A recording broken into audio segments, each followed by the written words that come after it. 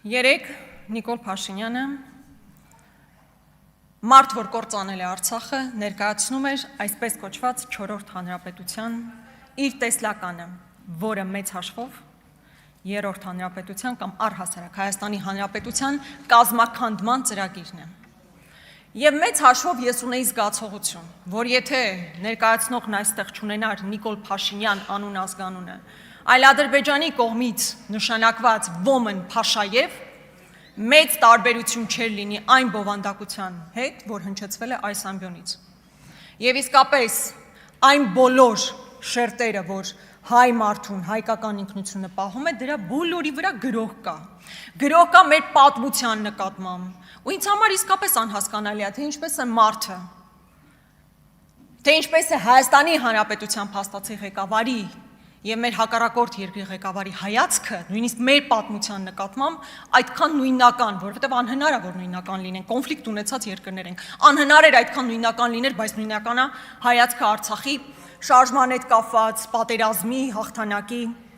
Նույնը նաեւ սահմանադրության մասով։ Ես այսօր լսեցի, որ ոմանք քննարկում են իմ այն հայտարարությունը, որ ես անվանում եմ Ալիևյան սահմանադրություն։ Բա ուրիշ ո՞նց կարելի է այդ սահմանադրությունը անվանել։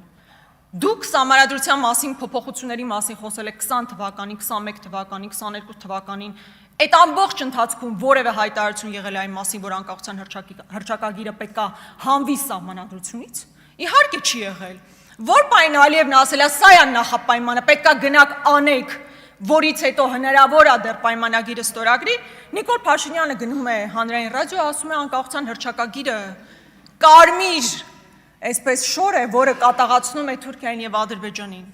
Եվ երբ որ ասում եք դուք Ալիևի պարտադրանքով եք այսօր շնչում, արտաշնչում ապրում եւ մեր ժողովրդին էլ հրամցնում իրականությունը, դա է, այդպես է։ Եկեղեցու մասով այն ինչ գրված է կառավարության ծրագրի մեջ, հակասահմանադրական է։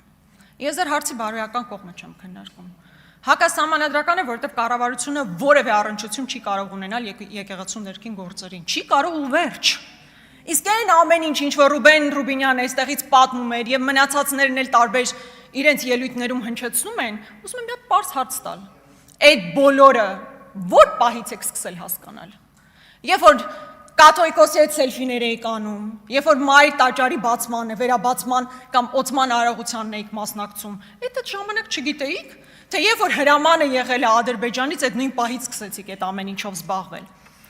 Նույնը նաեւ Տիգրանաշենի մասով։ Երեկվանից իմ գործընկերները փորձում են հասկանալ, այդ ինչ իրավական հիմք եք հանկարծ հայտնաբերել,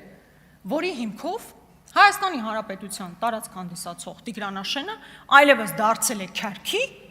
եւ պետք է հետեւաբար հանձնվի։ Ընդ որում ես ուղղակի դեմ եմ այն նկատառմանը, այդ թվում նաեւ մեր ընդդիմադիր գործընկերների կողմից հնչեցված, որ մեղավոր են Տիգրանաշենցիները, որ Նիկոլ Փաշինյանը այս հայտարարությունն անում է ոչ։ Սա միայն Տիգրանաշենում բնակվող անձանց խնդիր չի։ Տիգրանաշենը ռազմավարական նշանակության հատված է, մեզ համար ռազմավարական նշանակության եւ ուղղակի հանձնումը բերելու է Հայաստանի Հանրապետության ավելի շրջափակմանը։ Եվ այստեղ իհարկե ես շատ ավելի կուզենայի բանակում տիրող բարքերի մասին խոսել։ Երեք հերթական մահն է արձանագրվել բանակում, բայց այս մարդիկ փոխանակ իրական խնդիրներով զբաղվեն, իրական խնդիրներով զբաղվելու փոխարեն իմ գործընկեր Լևոն Քոչարյանի կողմից հնչեցված հարցից հետո բարկացել է, Նաջարյանը բարկացել է եւ հրահանգ է իջացրել, որ գնացեք, պետք է բոլորը նստեն։ Եվ այդ հրահանգը շատ ուղիղ է հնչում, այնպես չէ, որ սենց ձևականություններ են ուզում անեն, ձևը ուզում են պահեն, չէ, ուղիղ հնչեցվում է հրահանգ, որ պետք է գնալ այս մարդկանց տուն, մտնել իրենց տները, կալանավորել, ձերբակալել։ Եվ ինչն է ամենամեծ ողբերգությունը, որ Նիկոլ Փաշինյանը Հայաստանի Հանրապետության տարածքից դուրս գնում, Ալիևի եւ մյուսների առաջ այսպես վիզը ծուռ կանգնում է, բայց գալիս է այս ամբիոնին եւ Հայաստանի Հանրապետության քաղաքացիներին, այո, հարություն աստիճան տարբերվող քաղաքական գործիչների նկատմամբ նման ատելություն է քարոզում եւ նման հրահանգներ է իջեցնում։ Այո, սիրելի հայրենակիցներ, մինչ մենք խոսում ենք, ձերբակալվել է Հայաստանի Հանրապետության երկրորդ նախագահան, նրա որդին եւ նաեւ Հիմա գործողություններ են, քննչական ինչից այդպես զարմացաք։ Ես փաստի արձանագրում եմ անում, ինչն էր այդքան հուզական այդքանի մեջ։ Մի հուզվեք։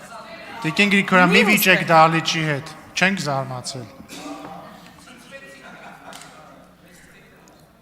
Այո։ Սիրելի հայրենակիցներ, այս կալանավորումը մի ընդհատեք, հա։ Այս կալանավորումը դեռ ձերբակալումը, բայց ոնց հասկանում եմ արդեն SMS-ը գրած կլինեք, հավանաբար նաև կալանավորումներ կլինեն։ Գրեք, ես որն եմ հերթի մեջ, գիտեք կարծում եք դա ինձ համար խնդիր է։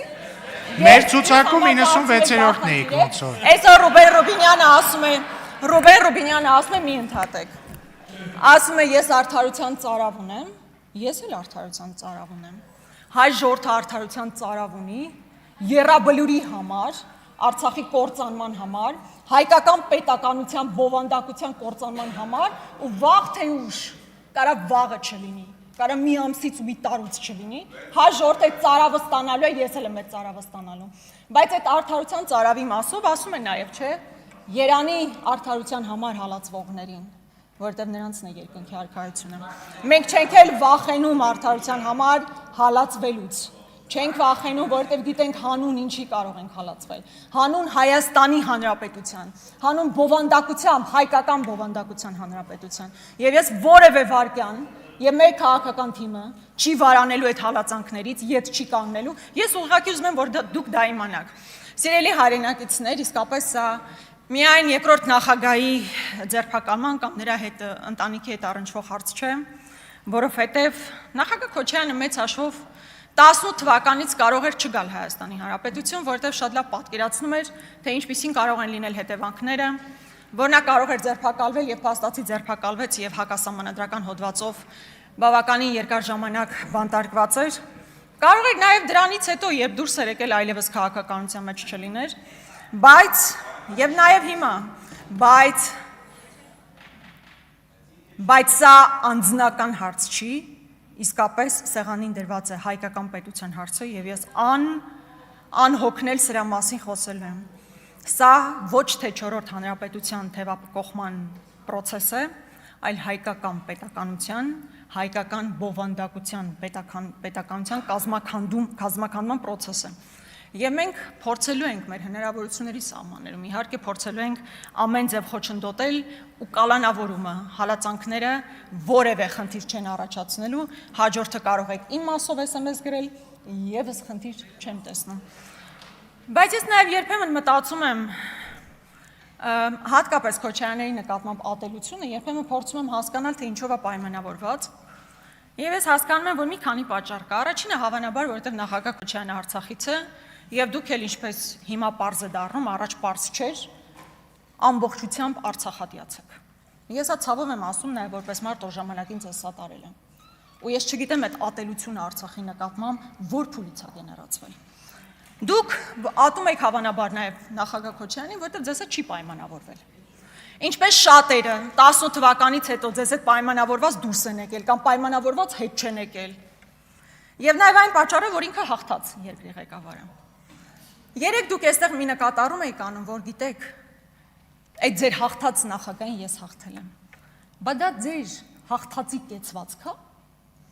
Հաղթած իրականում ընտրություն հաղթած, փաստացի երկրի ղեկավար հաստատված անձը նման վրեժխնդրությամբ լծվում բոլոր քաղաքական ուժերի նկատմամբ։ Դա հաղթած մարդու կերպար չի, եւ եթե այդ հաղթածի մասին եք խոսում, դուք 10 ընտրություն էլ հաղթեք, մեզ բոլորիս հաղթեք,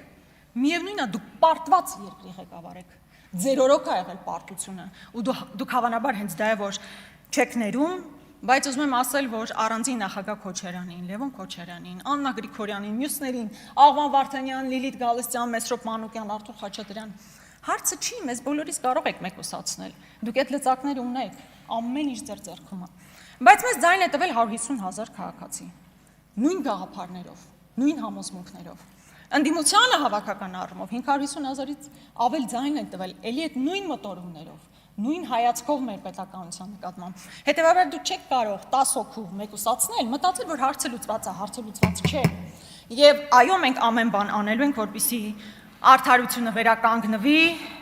Եվ ուզում եմ, որ երբեմն մի նախադասություն, երբեմն այնպիսի ընկալում կա, որ դուք գալիս եք, երբեմն համոզիչել է պետք է անկեղծ ասեմ, այսպես մեսիականության, այսպես ծիրի մեջ, որ իբր մեսիա եք, որ մեր ժողովրդին առաջնորդում է ինչ-որ լավ տեղ։ Չէ, ուղղակի Ալիևի խմաճիկն, որ իրականացնում է Ալիևի։ Ավարտեք եւ մնացեք կոռեկտության սահմաններում։